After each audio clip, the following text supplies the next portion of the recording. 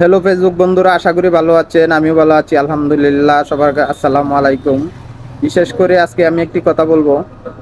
এই আমরা যারা ফেসবুক বা ইউটিউব এসব প্ল্যাটফর্মে কাজ করি তাদের কাছে বিশেষ রিকোয়েস্ট থাকবে আমার।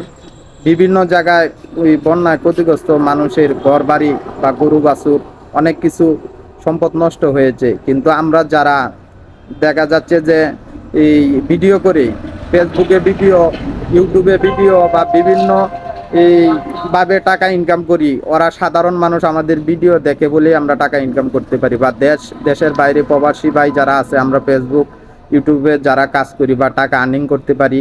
আমারও একটি পেজ আছে, কিন্তু আমার এরকম সাধ্য হয় নাই। যদি হয়তো অবশ্যই আমি সাধারণ মানুষের এক মাসের আর্নিং আমি দান করতাম, কিন্তু আমার ক্ষুদ্র কন্টেন্ট ক্রিয়েটর হিসাবে আমার বড় বড় সিনিয়র কন্টেন্ট ক্রিয়েটর যারা আছেন তাদের কাছে আমি ছোট মানুষ হিসেবে রিকোয়েস্ট করতেছি, আপনারা এক মাসের আর্নিং বন্যা ক্ষতিগ্রস্ত মানুষেরকে দান করুন, ওদের পাশে থাকুন। যে যেটুকু পারেন, মানে কাপড় বা চাল ডাল মুড়ি বা শুকনা কাপড়, যে যতটুকু পারেন দিয়ে ওদেরকে পাশে থাকেন।